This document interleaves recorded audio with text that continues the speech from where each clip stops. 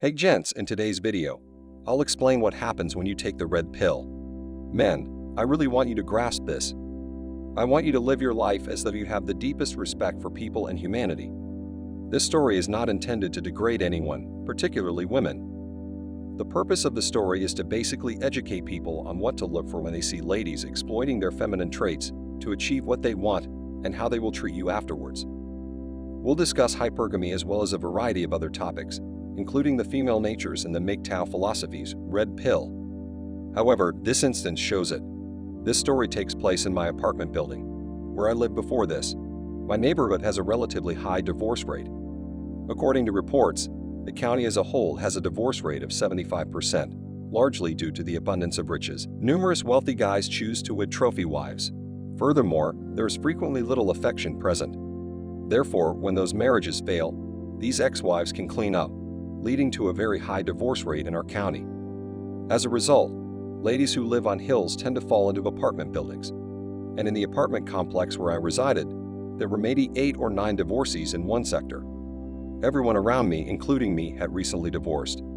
Okay, so the entire complex was surrounded by divorced men and women. In our complex, there was only one family.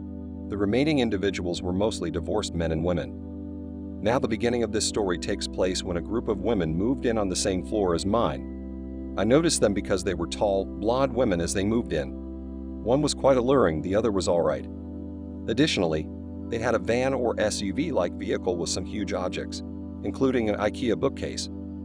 My children were with me as I passed these women on the street once and again, but I still offered to help them, and they accepted my offer, and I assisted by lifting one of the bookcases on my own. They took care of the remainder once I placed the bookcase outside the door, but they needed my assistance with another item. I followed suit and carried it upstairs. They also thanked me for my help. That put an end to it.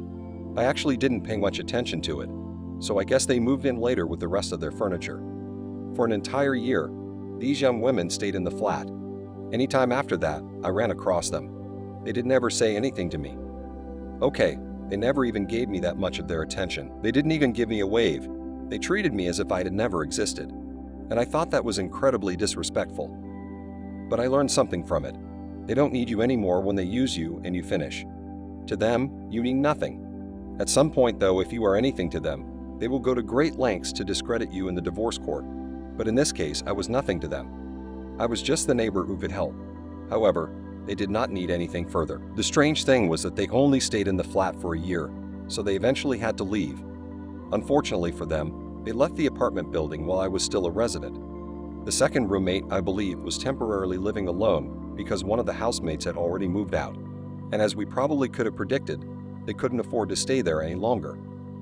Daddy cut the support, he wouldn't pay the entire rent, and they had no one to leech off of. Therefore, this young woman had to move. Do you believe I offered any assistance when I watched her straining to lift some boxes and furniture off the floor we lived on and into the SUV a couple of times when she was moving? No way. I observed the struggle. I crossed paths with her a few times, but I never offered to help. And the reason I make these statements and utilize that strategy is because there is a lesson to be learned. There is a lesson to be learned from it. It doesn't show disrespect for women or females in general.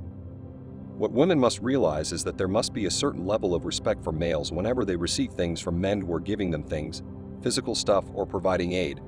But what we're witnessing shows an incredible level of disdain, with women refusing to acknowledge our existence until it's convenient for them. I was overjoyed with what I accomplished. She had to relocate the entire apartment alone, which was unpleasant. I hardly saw any people assisting her, but guys experience these things far too frequently, and society makes us feel guilty about how, for the benefit of humanity as a whole, we should always rescue the helpless damsel. And until people start doing that for men, I've thought that blue pill men help women who are eventually taking them when men shouldn't want to. I've observed this at nightclubs when males are ignored and unacknowledged by women until suddenly the group decides to take a picture. You were circling around them like a bee around honey. They notice you gazing at them while you stand there. They then request that you snap a photo of all of their gals, saying, "Oh look, hey." They approach you politely with their shoulders drawn in, and by making themselves appear smaller and sexier, and like a young child, like a damsel in need, as though you're the only one in the area that can assist them. They don't ask the pack of alpha males in the back to snap a picture of them because they're going home with them. They requested the simp, or anyone they think is the simp, to take a picture of them. They will stop acknowledging you once you take that picture, and they will continue moving. You are not asked to participate in the photo. They don't ask whether you'd like a copy of the picture, do they? They never ask if you'd like a drink. Do you want to come along? Nothing. After you take the photo, you may brag, and they'll focus on the alpha males for the remainder of the evening. These are merely illustrative examples of what I mean. Wait till people respect and recognize you before allowing them to use you. You keep your form and your distance. You remain focused. Anyway, that's all for today. Don't forget to like, comment, and subscribe to my channel. It motivates me to create more content for you. See you next time. Cheers.